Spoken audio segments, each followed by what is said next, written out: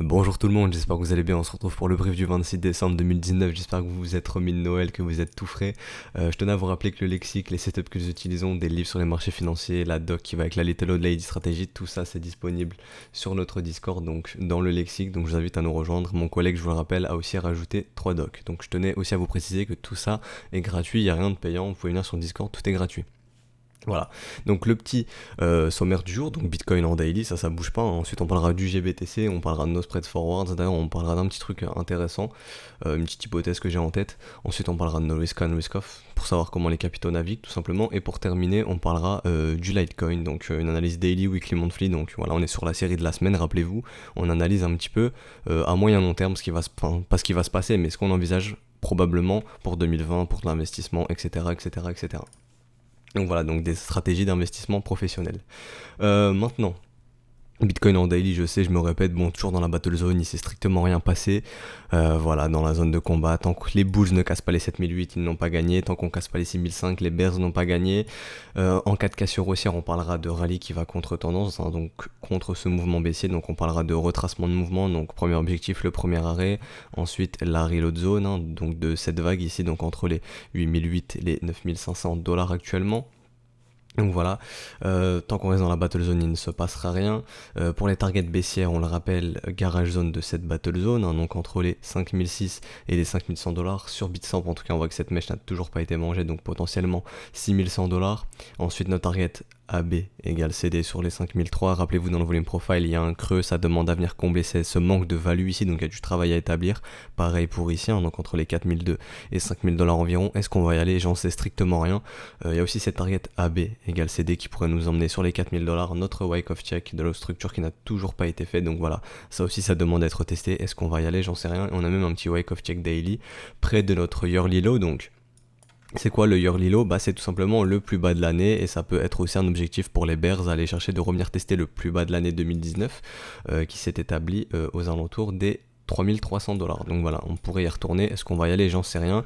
Mais en tout cas, c'est souvent des targets que le marché aime bien les revisiter. Le plus bas de l'année comme le plus haut de l'année. Le plus haut de l'année qui était 13 800 dollars environ sur Bitstamp. Donc voilà, vous avez le plus haut de l'année à 13 008 et le plus bas de l'année à 3003. Voilà, on pourrait très bien y aller, j'en sais rien si on va y aller, mais il faut se mettre ça dans un petit coin de sa tête et ne pas se dire que c'est impossible. Voilà, donc pour le daily, on va faire un petit tour au niveau de l'OBV. Donc l'OBV baisse toujours. Au niveau du volume, ça reste toujours décroissant. Les bulls se sont réveillés mais n'arrivent pas à instaurer vraiment de mouvement. Pareil pour les bears, c'est normal, on est dans cette battle zone et le volume, on espère qu'il reviendra lors de la cassure, parce qu'une cassure sans volume, c'est pas très très bon signe. On espère que s'il y a une cassure baissière ou haussière, au niveau du volume, ça va se réveiller d'un des deux camps. En tout cas, ça nous indique qu'au niveau de l'OBV, le cash continue de se barrer.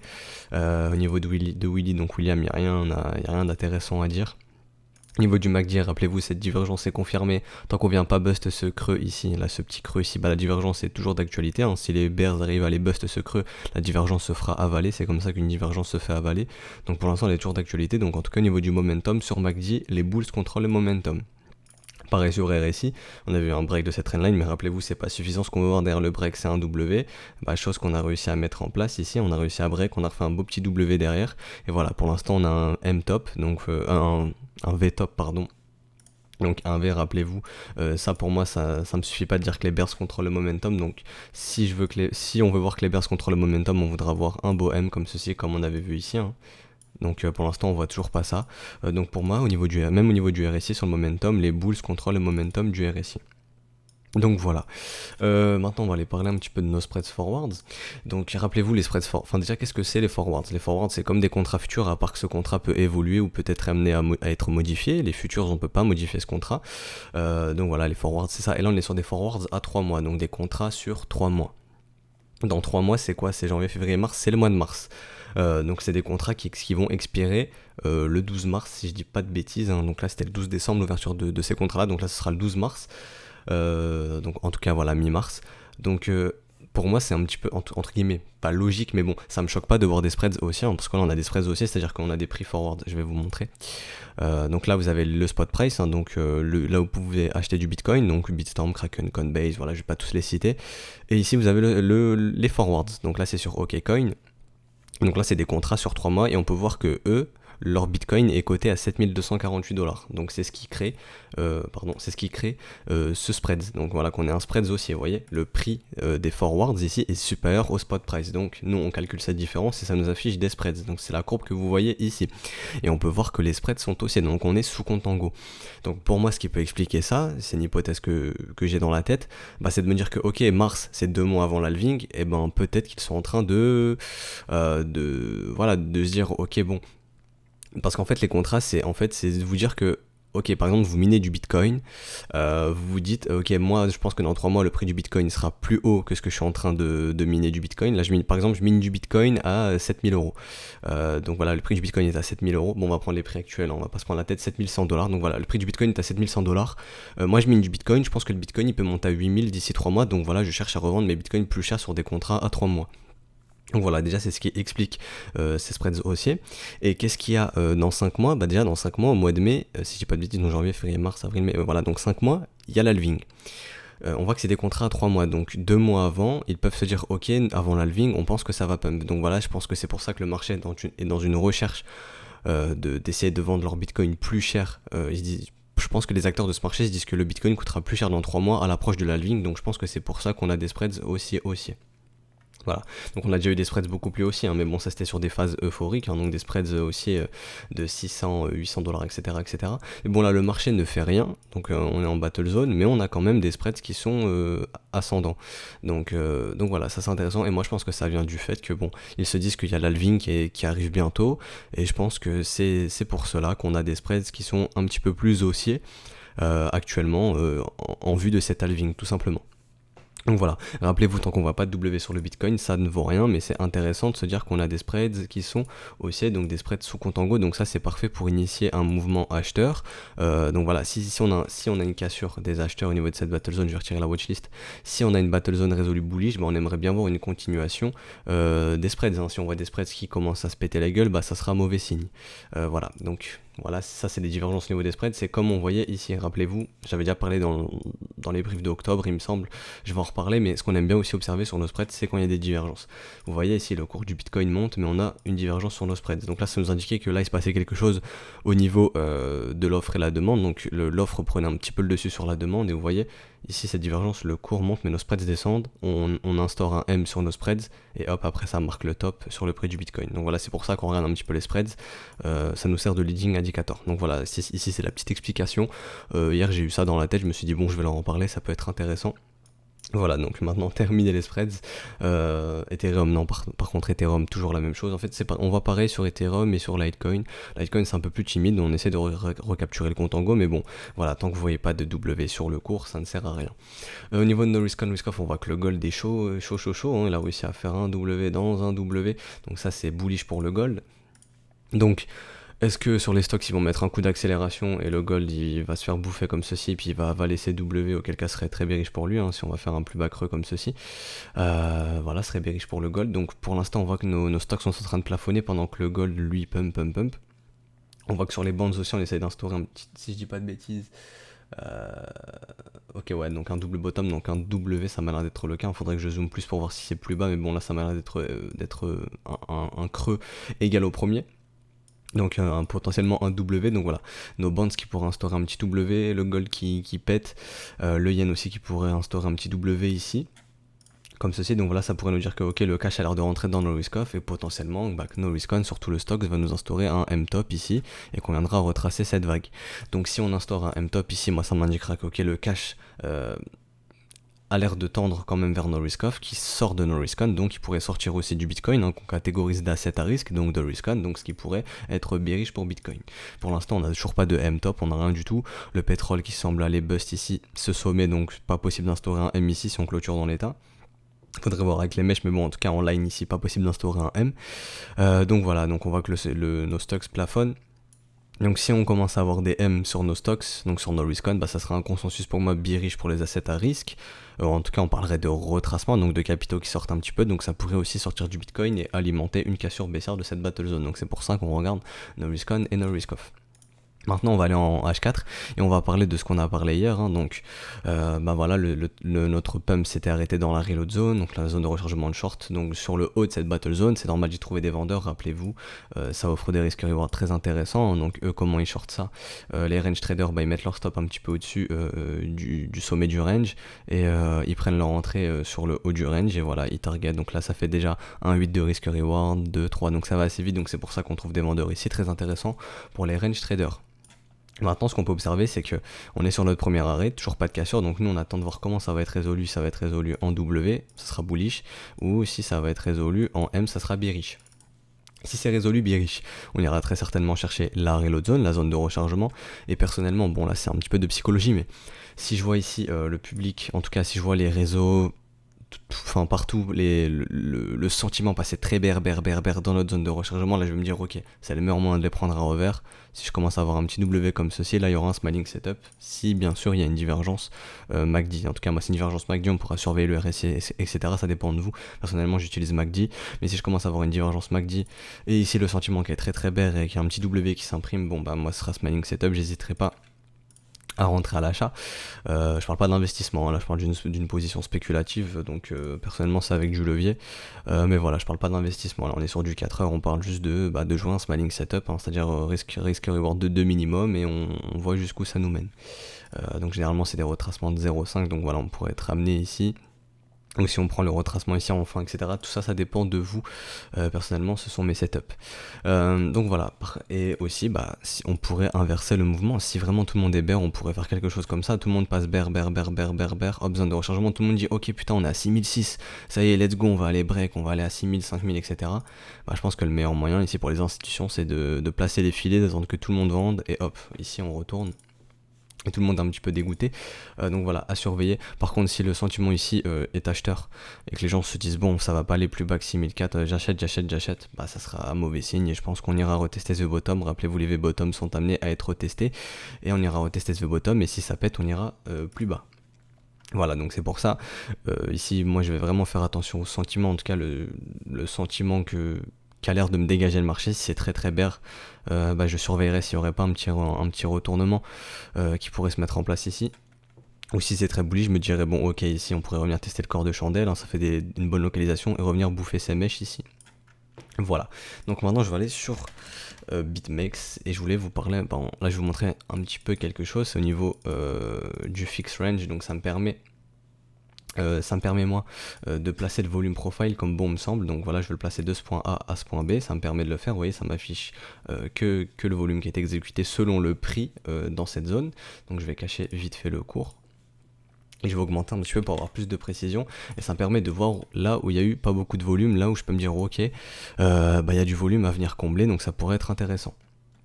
Donc je vois que ok, donc là il y a eu très peu de volume, on pourrait revenir. Est-ce qu'on y a été? Je vais remettre le cours. Ok, donc là on n'y a pas été, donc ok, je pourrais me dire que ok, on peut revenir ici, mais bon, c'est au-dessus de la reload zone, ça m'intéresse pas, je cherche vraiment à localiser ça dans la reload zone ou un petit peu en dessous. Là oui, ok, je vois qu'il y a eu très peu de volume, donc dans la reload zone, intéressant. Et là ok, il y a eu très peu de volume aussi ici, donc à 6124$ sur BitMEX. Donc là c'est vraiment pour des entrées très précises. Ça c'est notre stratégie que je suis en train de tester. Voilà, ça sera du paper trading, mais ok, moi personnellement je note les 6624$ sur BitMEX. Je me dis ok, il y a vraiment très peu de volume ici et on pourrait venir combler ce manque de volume sur ce pump ici.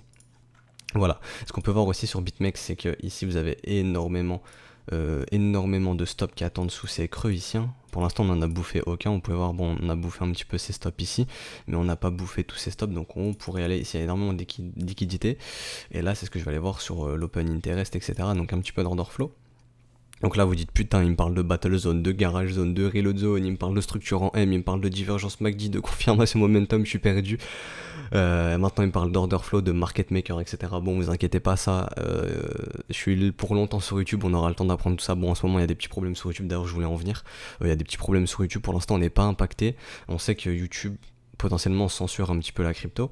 On n'en sait pas plus sur le sujet, on sait pas, enfin YouTube n'a pas encore communiqué il me semble. Donc si jamais on se fait strike et qu'on sera amené à changer de plateforme, on vous le dira, on vous tiendra au courant sur Discord, sur YouTube, hein, donc n'hésitez pas à nous rejoindre sur Twitter, donc sur Discord et Twitter, n'hésitez pas à nous rejoindre sur Discord. Twitter on n'est pas très actif mais bon on communiquera quand même, mais vraiment n'hésitez pas à nous rejoindre sur Discord, on est là, enfin toute l'équipe en tout cas, il y a tout le temps quelqu'un qui est connecté quasiment toute la journée qui sera là pour vous répondre si jamais il y a un mouvement qui se fait, donc voilà.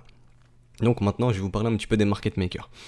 De ce que je vois ici c'était un petit peu plus bullish que bearish, donc il y avait un petit peu plus d'acheteurs, et de ce que je vois ici aussi ça a l'air très boule. Donc ici ce que je vois c'est qu'on a sorti quelques acheteurs, là il y a beaucoup de gens qui sont aussi en train d'acheter. Il y avait aussi quelques bears qui ont été sortis ici, hein, vous voyez, là le cours monte, l'open interest descend, donc voilà ça me dit qu'il y a des bears qui ont été squeeze. Donc ce qu'on voit aussi c'est qu'ici il doit y avoir ici énormément de liquidité, donc ici énormément de stop, énormément de liquidation à aller chercher d'acheteurs, donc ça pourrait créer énormément une poche de liquidité, et rappelez-vous ça c'est le but des market makers, eux ils en ont rien à foutre que le bitcoin soit à 7000 $, à 1000 $, à 100 000, à 1 million, eux ce qu'ils veulent c'est aller filer des ordres, c'est comme ça qu'ils sont rémunérés en apportant de la liquidité dans le marché. Donc eux ils veulent juste amener le marché d'un point A à un point B avec le moins de monde dans le train pour aller chercher la zone de liquidité pour se faire un max d'oseille. Donc leur objectif par exemple si c'est d'aller péter tous ces stops ici, vu que là on est déjà très proche de ces stops, franchement ça m'étonnerait que le marché se retourne. Après si les bulls gagnent la bataille du premier arrêt, le marché se retournera très probablement, on ira retester ces zones de prix un peu plus haut, sur les 7005, 7007, voire plus haut, pourquoi pas.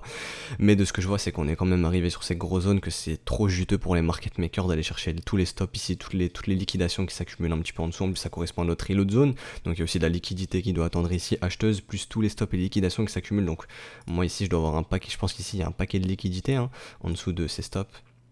Donc voilà, donc je pense que pour les market makers c'est très juteux d'aller chercher ces prix, et on peut voir que si c'est le mouvement initié, donc c'est un mouvement baissier qu'ils ont en tête, ils ont déjà dégagé les bears du train. Moi je vois ici sur ce pump, voilà, l'open interest a pas mal baissé, donc on a dégagé pas mal de bears, donc si l'objectif c'est de faire baisser le prix, le train a été un petit peu déchargé, donc voilà, ils vont faire gagner très peu de personnes, et ils vont liquider un max de personnes, et file un max d'ordre, donc amener un max de liquidité, et c'est leur rôle. Donc voilà, donc c'est pour ça je pense que voilà on est venu ici, c'est pas pour rien. Maintenant l'objectif des market makers je pense que c'est ça, d'aller bust tous ces stops ici. Donc voilà, je sais que l'order flow, essayer de comprendre un petit peu comment les market makers ça fonctionne, etc., c'est très intéressant.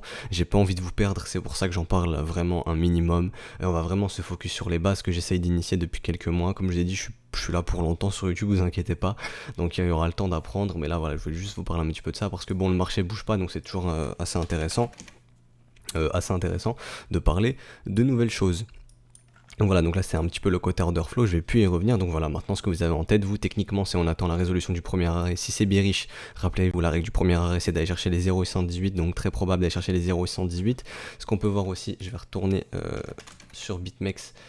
Ce que je peux voir aussi c'est qu'il y a des petits stops ici, vous voyez il y a des bulls qui ont pu poser leur stop en dessous là de ces mèches, donc voilà, donc ça pourrait alimenter encore plus de liquidité dans la reload zone, hein. Donc il y a des bulls qui pourraient sortir si on revient ici sur ces mèches, ou si on va sous ces mèches, donc aller péter quelques stops, donc voilà ça ferait pas mal de liquidité. Et si le sentiment est très bears, je pense qu'ici il y a pas mal de liquidité pour dire les institutions puissent poser les filets, et que les market makers suite aux liquidations et au stop puissent apporter cette liquidité justement nécessaire aux institutions si elles veulent poser des ordres d'achat ici pour tenter de renverser ce marché avec un méga W et de résoudre notre battle zone à la hausse, et de pourquoi pas les retracer par la suite cette vague comme on le voit sur Bitstamp. Donc par la suite d'aller nous faire un méga W, faire un méga W comme ceci, et d'aller potentiellement aller chercher notre zone de rechargement vendeuse ici. Voilà, on a toujours notre règle des 80%, d'ailleurs rappelez-vous, tant que le cours est dans la value, donc tant que faut que je retrouve un petit peu par contre, voilà, donc tant que le cours reste dans la value ici, c'est même un petit peu plus il me semble, hein. C'est assez galère de retrouver, voilà, donc tant que le cours reste dans la value et qu'on perd pas notre reload zone, les bulls ont une carte à jouer, c'est à dire d'aller chercher notre règle des 80% sur les 8006 qui tombent dans notre reload zone. Par contre si on perd la reload zone et qu'ici en fait les market makers ils en ont rien à foutre, ils cherchent à liquider tout le monde et d'aller pousser le prix plus bas, en tout cas si c'est leur objectif, c'est ce qu'ils ont en tête, c'est de se dire ok, bon en fait ici il y a beaucoup trop de liquidité en bas, faut aller la chercher, ils iront très certainement la chercher. Et nous de ce qu'on verra techniquement, c'est si on perd notre reload zone et notre value, hein, donc tant que le cours reste dans la value, il y a 80% de proba d'aller chercher la value haute, mais si les bulls perdent la value, cette règle s'annule, donc et ben on perdra énormément. L'objectif sera de revenir tester ce V-bottom. Rappelez-vous, les V-bottom sont amenés à être testés, et si on n'arrive pas à instaurer de double bottom comme ceci, hein, donc un W au final, et ben on va créer tout simplement un M, et l'objectif ce sera d'aller plus bas. Voilà, si on bust ici. Et on aura très probablement enfin une résolution de cette battle zone bearish. Voilà. Donc c'est terminé pour le Bitcoin. Maintenant on va passer sur Litecoin. Je me suis un petit peu éparpillé aujourd'hui. Donc on va passer en daily. Donc ce qu'on avait identifié en daily, c'était une garage zone, une battle zone, pardon. Donc voilà, la zone de combat entre 42 et 49 $, vraiment clôture franche des bears qu'ils avaient gagné. Les bears avaient remporté cette battle zone. On était venu chercher la garage zone, grosse reprise acheteuse, hein, donc voilà, engulfing bar de ce que je vois, donc un avalement haussier. Et donc voilà, très intéressant de notifier ça. Au niveau de l'OBV, par contre, le cash semble toujours se barrer, donc voilà, faut faire attention. Pour l'instant, c'est qu'un pullback de battle zone, comme sur Ethereum et Ripple. Ce que je vois maintenant, non, je veux pas déplacer ça, je veux déplacer ça. Hop, ce que je vois, c'est que si les bears percent ici, ils ont gagné, donc aux alentours des 36 $, et si les bulls percent les 42,7 $, ils ont gagné. Donc ce qu'on attend du marché, c'est nous instaurer un W. Je vais mieux le tracer.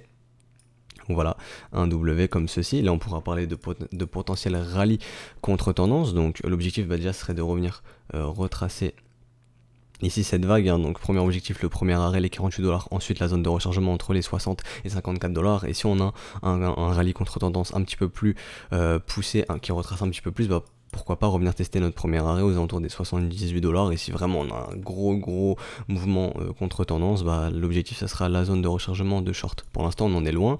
Pour ça déjà il faudrait que premièrement les bulls s'affranchissent de cette battle zone à la hausse, et si les bears arrivent à instaurer un nouveau M comme ceci en perçant les 35 $, 36,1 $, pardon, et ben l'objectif, rappelez-vous, on a toujours des targets AB égale CD plus basses, hein, donc ici aux alentours des 33 $, 28,9 $, notre wake of check ici qui n'a pas été fait. Donc voilà, on n'est pas revenu taguer ce prix, on a fait des petites mèches, mais voilà, on n'est pas revenu idéalement sur ce prix, donc j'estime que c'est un wake of check qui n'a pas été effectué ici de ce W. Donc on pourrait revenir sur les 28 $ environ, si je dis pas de bêtises, voilà, 28 $, target AB égale CD ici aussi. Notre garage zone de notre gros M ici qui target entre les 26 et les 13 $, donc ça, rappelez-vous, maintenant on va passer en weekly, mais ce marché n'a pas réussi à s'affranchir du premier arrêt. Malgré ce W, par la suite on a enchaîné des M dans des M. Donc pour nous ce marché est toujours baissier, on a pété cette trendline de ce W, derrière on a réussi à instaurer un M, on voit des M en reload zone, c'est très bearish, hein. Quand vous êtes dans une zone acheteuse, vous voulez voir des structures acheteuses pour vous montrer que les acheteurs se montrent. Si vous voyez un M, bah c'est très bearish, c'est-à-dire que sur le terrain des acheteurs, les bears sont encore là en train de contrôler ce terrain. C'est comme si vous étiez footballeur, vous vouliez faire un match de foot contre des basketteurs et que les basketteurs gagnaient, c'est la même chose. Voilà, donc là les acheteurs sont sur leur terrain, ils se font démonter, et les bears montrent qu'ils sont encore présents en instaurant des structures bearish. Donc pour moi ça c'est assez bearish. L'objectif des bears, eux, il n'y a pas à se poser de questions. L'objectif des bears, c'est d'aller bust ici ce bottom qui a été trouvé sur les 22,04 $. Et si on y arrive, on peut voir que on a potentiellement une règle des 80%. Donc je sais plus comment. Voilà, on a une règle des 80% qui nous indique que tant que nous restons dans la value, si on bust ce bottom, il y a 80% de probabilité d'aller chercher les 12 $, hein, donc les 11,9 $. Donc notre règle des 80% ici. Est-ce qu'on va y aller? J'en sais rien. Et justement, on va venir là-dessus. Donc là ce qu'on peut voir c'est que soit le marché va partir en gros M comme ceci, donc auquel cas il y aura de grosses probabilités si on confirme ce M, donc si on bust les 22 $, bah d'aller chercher cette règle des 80%, donc de venir chercher les 11 $ sur Litecoin. Je répète, est-ce qu'on va y aller? J'en sais rien, là ce que je vous dis c'est juste ce que je vois techniquement, mais l'objectif des bulls aussi c'est d'essayer d'instaurer un W, donc ici de trouver un plus haut creux que les 21 $, donc les bears échouent leur objectif d'aller péter ce bottom, et à contrario on repart à la hausse, et là ça vous fait un méga W monthly. Et comme on l'a vu les jours passés sur Ethereum et sur Ripple, ce qu'on va voir c'est un bon gros W monthly qui nous dira que là on a un signal très puissant, donc on s'affranchira directement du premier arrêt si ce W est confirmé. Donc l'objectif ce sera de revenir en reload zone. Rappelez-vous ici il y a deux grosses mèches en monthly, donc on pourrait revenir chercher ces prix sans souci, hein. Donc le prix des 235 $, 295 $ déjà dans notre reload zone, et si on s'affranchit de la reload zone, il n'y a plus d'arrêt avant l'ATH, donc les 372 $. Et si on s'affranchit de l'ATH, bah faudra laisser Litecoin découvrir de nouveaux prix, 400, 500, 600, 1000 $, j'en sais rien. On laissera l'imagination des acteurs aller chercher les prix. ce qu'on peut voir en weekly, rappelez-vous toujours ce qu'on attend en weekly, nous c'est un W weekly pour inverser déjà, pour essayer d'inverser ce mouvement, et ensuite si on a le W weekly, de faire notre W monthly. Donc premier signal d'investissement pour les investisseurs, le W weekly, comme on l'avait eu ici, le beau W weekly, hop, le rallye est lancé avant l'halving, donc ça c'était parfait. Voilà, donc ça c'était le premier signal d'investissement. Maintenant ce qu'on peut attendre, c'est d'essayer d'instaurer un deuxième W weekly pour essayer de nous instaurer un gros W monthly par la suite, qui sera le signal ultime qui inversera complètement la tendance pour moi. Donc on repartira sur un cycle haussier sur Litecoin. Donc voilà, c'est ce qu'on attend. On va aller jeter un petit coup d'œil au niveau de l'OBV. Bon là c'est sur Bitfinex, il faut savoir que Bitfinex ont perdu énormément de clients fin 2018, donc l'OBV pour moi n'est plus trop significatif. Je vais vraiment le regarder à court terme, sinon on pourrait dire que ça nous fait une méga divergence potentielle, mais bon j'en prends pas compte, je vais vraiment regarder sur du plus court terme, et on peut voir que sur du plus court terme, l'OBV continue de baisser, donc le cash a l'air de se barrer toujours de ce marché. Au niveau de William est stupidement survendu, donc ça nous indique que les bears doivent se calmer, on doit y trouver des bulls en tout cas, mais bon les bulls ne se montrent pas et les bears ont toujours la main sur ce marché puisqu'ils continuent d'imprimer des M dans des M.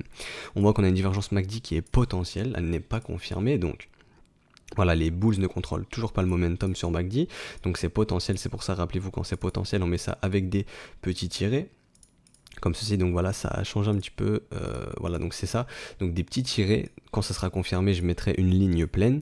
Et au niveau du RSI, on peut voir qu'on continue de faire des M dans des M, donc voilà, le RSI est toujours contrôlé par les bears, il n'y a toujours pas de RSI bullish pour moi, tant que je ne verrai pas de bout W et idéalement en W divergence, c'est-à-dire que le cours lui fait ça, mais le RSI monte, donc voilà, ça sera une divergence. Elle sera confirmée lorsque la structure en W sera confirmée. Pour l'instant, toujours pas de divergence sur le RSI. Donc ceux qui utilisent le RSI pour confirmation momentum, il n'y a rien. Le momentum est toujours bear sur le RSI. Au niveau du cours, il n'y a toujours pas de W. Pour ceux qui utilisent le biais institutionnel comme confirmation momentum, le biais institutionnel est toujours bearish en weekly, ce qui nous indique que les bears, les institutions chassent des shorts potentiellement sur Litecoin. Je vais mettre le petit indicateur de mon collègue qui lui est son biais personnel, donc voilà, son biais ici était passé bullish suite à ce W, donc assez bon signe. Maintenant c'est repassé bearish, donc c'est comme un golden cross daily, un golden et un death cross daily. Du coup justement on utilise ça en weekly et on peut voir que son biais est bearish, donc voilà, donc c'est ce qu'on utilise aussi chez notre mentor. Donc c'est un biais qui vient de son école, voilà. Donc voilà, donc nous on va remettre le biais institutionnel, et on peut voir que le biais institutionnel est toujours bearish, donc les institutions chassent des shorts. Donc maintenant on va parler d'investissement. Donc au niveau de l'investissement, on peut voir qu'on est sous la reload zone, donc une localisation très intéressante. On est sous la reload zone aussi ici. Donc voilà, on aimerait bien avoir un beau W qui recapture cette zone de rechargement ici, mais on peut voir qu'on est passé sous, qu'on a instauré des M, donc ça reste très bearish. Donc maintenant pour de l'investissement, ce qu'on aimerait voir, c'est premièrement le beau W weekly. Donc ça c'est la première stratégie comme on l'a vu sur Ethereum et Ripple. Deuxième stratégie c'est d'attendre le W weekly et ensuite d'attendre le W monthly. Et là vous avez le vrai signal long terme, donc quand on breakera ici, qui fera le beau W monthly. Et la troisième, c'est une stratégie de risk management, donc c'est avec le prix. Donc si vous dites ok, moi techniquement j'y connais rien, je veux juste acheter du Litecoin, vous vous dites ok, pour moi $39 c'est un prix intéressant sur Litecoin, je suis prêt à ce que ça aille à zéro, parce qu'un investissement on est toujours prêt à ce que ça aille à zéro, que ça meure, donc c'est un risque à prendre en compte. Donc vous dites ok, moi je suis prêt à ce que Litecoin aille à $0, mais je pense que $39 c'est un bon prix long terme. Donc voilà, je vais mettre $39, donc voilà, $39 c'est un bon prix long terme. Et je suis prêt à ce que ça aille à zéro, et je pense que moi Litecoin peut aller chercher $500 sans trop de soucis d'ici 3 ans, 5 ans, j'en sais rien, ça dépend de vous. Et ça vous fait un risque reward de 11,9 pour 1. Donc vous risquez 1 pour gagner 11,9. Donc est-ce que c'est un risque reward qui est intéressant pour vous? Donc ça dépend de vous, c'est votre profil, etc. Donc si vous dites ok, moi je suis prêt à risquer 1 pour gagner 11,9, ça m'intéresse énormément pour l'investissement à long terme, et ça peut être la solution pour vous. A contrario, on va faire tous les exemples. Si vous pensez que Litecoin peut aller chercher $11, je sais pas si on va y aller, j'en sais rien du tout, j'ai pas de boule de cristal, j'aimerais bien, comme ça on serait tous riches, mais malheureusement c'est pas le cas. Donc si vous êtes prêt à ce que Litecoin puisse aller à $11, vous dites ok, moi j'achète du Litecoin à $11, et je pense que Litecoin il peut revenir sans trop de soucis, chercher ce VTOP ici, hein, donc les VTOP sont amenés à être testés, donc rappelez-vous, donc ici, non, ici on a un M, ici on a un M, mais voilà, pour moi ici ça reste du V, ça suffit pas pour avoir un M, je préfère avoir un retracement de minimum 0,61, bon là c'est des conditions personnelles, mais pour moi ici ça reste du V, donc voilà, on pourrait être amené à revenir tester les 230, enfin bref, ça c'est un autre sujet, donc dans notre zone de rechargement. Donc vous dites, ok, moi je pense que Litecoin, d'ici 5 ans, il peut revenir, ou 3 ans, j'en sais rien, il peut revenir chercher la zone de rechargement, en tout cas revenir chercher cette zone de prix aux alentours des 250$, voilà, on va prendre un chiffre rond, un chiffre psychologique, voilà, je relâche mes Litecoin à 250$, je suis prêt à acheter à 11$, ça vous fait un risk reward de 22,52.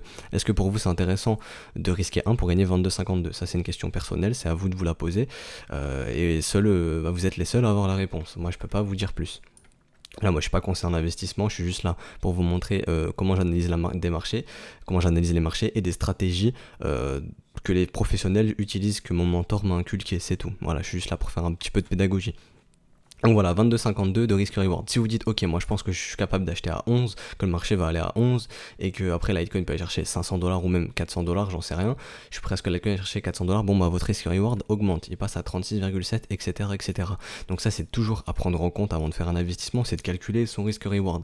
Si pour vous c'est intéressant d'avoir un risk reward de 10, de 15, de 20, de 30, de 50, de 5, voilà, pour l'investissement à long terme, ça dépend de vous, c'est toujours à calculer avant de prendre un investissement sur le long terme. Voilà, si vous vous dites, ok, moi les structures, j'y comprends rien du tout, ça m'intéresse pas, je suis pas dans l'analyse technique, je sais pas me positionner selon l'analyse technique, j'ai rien dans mon trading plan qui m'indique ça, et ben vous partez sur une stratégie de risk management. Et voilà, c'est à prendre en compte. Personnellement, je ne fonctionne pas comme ça. Des fois, dans les commentaires, on me demande, oui, toi, qu'est-ce que tu fais, t'investis dans quoi, etc. Ça, je peux pas vous répondre. Et ce que je fais sur les marchés, le marché, il en a rien à foutre. Le marché, il aura toujours raison. Ce que moi, je fais, ça a aucune importance. C'est ce que vous faites et ce qui est en accord avec votre profil et votre psychologie. Je peux prendre des investissements qui peuvent totalement être irrationnels pour vous, être rationnels pour moi, parce qu'on n'a pas le même profil et pas la même psychologie. Mais maintenant, si je vous donne comment mon profil fonctionne, moi je suis plus apte à attendre un W weekly et ensuite le W monthly pour vraiment me positionner sur du Litecoin. Voilà, moi je fonctionne selon les structures de marché, donc je suis plus apte à utiliser la stratégie 1 et 2 pour mes investissements que la stratégie de risk management, même si justement cette stratégie de risk management, j'en fais sur la Little Old Lady au final, hein. Voilà, donc moi, la troisième stratégie, c'est plus de la stratégie Little Old Lady, donc ça c'est encore une autre stratégie, je vous invite à aller la voir si vous n'êtes pas au courant de cette stratégie, c'est la première vidéo de la chaîne, mais voilà. Ça c'était les 3 stratégies que je peux vous proposer. Donc voilà, le brief s'arrête pour aujourd'hui. Je sais, je me suis pas mal répété, c'était un brief assez long, on a pas mal blablaté aujourd'hui. Donc voilà, hier c'était Noël, j'ai fait des briefs, bon pas tellement courts, mais bon il n'y avait pas tellement d'informations je pense dedans. Aujourd'hui, j'ai préféré attendre aujourd'hui pour vous parler de pas mal de choses, hein, comme l'order flow, etc., les fixed range. J'espère que vous avez compris un petit peu comment on s'en sert, etc. Donc voilà, si ce brief vous a plu, n'hésitez pas à vous abonner. Je vous rappelle que c'est un brief quotidien du lundi au vendredi, donc tous les jours de la semaine. Le dimanche, on a aussi une vidéo stratégie Little Old Lady, donc ça, on en reviendra dimanche. Mais bon, bref, n'hésitez pas à vous abonner, à activer la petite cloche, à lâcher un petit like, un petit commentaire, à nous rejoindre sur Discord. Voilà, donc tout ça, ça récompense pour le travail qui est fourni. N'hésitez pas à venir sur Discord au cas où YouTube censure cette chaîne. On n'en sait pas plus, hein, on m'a demandé d'en parler un petit peu, j'en parle un petit peu, mais même moi, je suis pas plus au courant que vous. Donc voilà. Donc je vous souhaite un bon jeudi, on se retrouve demain pour le dernier brief de la semaine. Allez, ciao tout le monde.